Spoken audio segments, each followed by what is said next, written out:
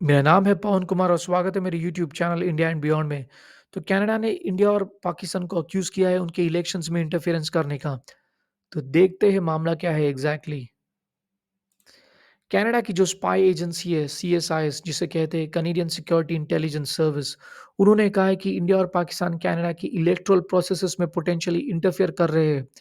India ने इस allegation के अगेंस्ट रिस्पॉन्स किया है और कहा है कि ये एलिगेशन सब बेसलेस है। उल्टा कहा है कि कनाडा इंडिया की इंटरनल अफेयर्स में इंटरफेयर करता है और कमेंट करता है।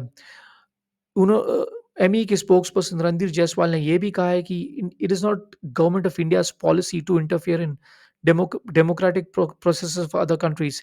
कनाडा ने यह भी क्लेम किया था कि इंडियन एजेंट्स इन्वॉल्व थे कनेडियन नेशनल हरदीप निज्जर के मर्डर में, जिसका प्रूफ वो आज तक दे नहीं पाए हैं इंडिया को।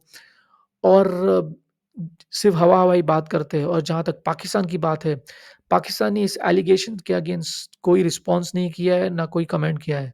और मुझे लगता भी नहीं पाकिस्तान के पास इतना एक फंडिंग है कि वो एक कनाडा की इलेक्टोरल प्रोसेस में इंटरफेयर कर पाए।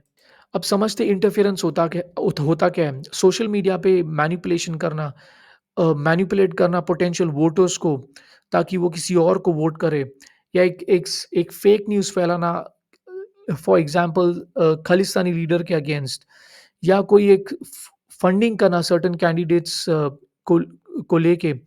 जैसे इंडिया के ऊपर एक्यूज़ेशन लगा है कि वो लोकल लोकल जो लीडर्स हैं, उनको फंडिंग दे रहे हैं ताकि जस्टिन ट्रूडो का एक सपोर्ट टूट जाए, क्योंकि खालिस्तानी लीडर्स काफ़ी सपोर्ट करते हैं जस्टिन ट्रूडो को। और अगर हम टाइमलाइन देखें कि कैसे इंडिया और कनाडा के रिलेशंस में टेंशन्स आए हैं, तो सबसे पहला एक इंसिडेंट सितंबर 2022 में हुआ था, जहाँ पे स्वामीनारायण मंदिर जो टोरंटो में है, वो मंदिर पे एंटी इंडिया ग्राफिटी ड्रॉ की थी खालिस्तानी खालिस्तानी लीडर्स ने। उसके बाद इंडिया के हाई कमीशन ने काफ़ी इस बात की एक निंदा की थी और कहा था कि आप या खालिस्तानी लीडर्स को आप जेल में डालिए, या तो वहाँ पे सिक्योरिटी बढ़ाइए।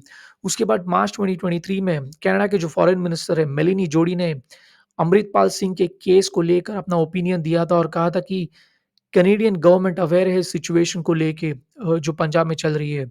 उसके बाद कनाडा के जो नेशनल सिक्योरिटी एडवाइज़र है, उन्होंने कहा था कि इंडिया इंटरफियर कर रहा है उनके इंटरनल मैटर्स में। कनाडा ने सिमिलर एक्यूज़ेशन चाइना पे भी लगाया, पाकिस्तान तो छोड़ो, इवन चाइना पे भी लगाया है। और जब सितंबर 2023 में जब G20 मीटिंग हुई थी इंडिया में, तब कनाडा के प्राइम मिनिस्टर जस्टिन ट्रूडो भी आए थे इंडिया में, और मोदी जी और उनकी मीटिंग हुई थी, और मोदी जी ने तभी उनको कहा था कि इंडिया कंसर्न है ये एंटी इंडिया एक्सट्रीमिस्ट को लेके, और उनके खिलाफ एक्शन लेने कहा था। लेकिन जस्टिन ट्रूडो का हमेशा से यही रिस्पॉन्स रहा है कि ये एक रूल ऑफ लैंड है और हम कुछ कर नहीं सकते। जैसे जो पन्नू है, जिनकी जिनके पास डुअल सिटीज़नशिप है, यूएस की और कनाडा की भी, वो ओपनली थ्रेट करते हैं इंडिया को, इंडियन गवर्नमेंट को, और उन्होंने तो एक बार ये भी कहा था कि एक एयर इंडिया का प्लेन वो बॉम्ब से उड़ा देंगे। और जहाँ तक ट्रेड की बात है, इंडिया और कनाडा के बीच में सिर्फ 10 बिलियन का ट्रेड हुआ है, अगर लेटेस्ट फिगर्स देखें 2023 तक।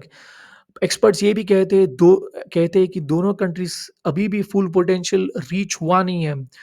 और अगर हम इंडिया और चाइना की बात करें, इंडिया और चाइना के बीच में 140 बिलियन का ट्रेड है।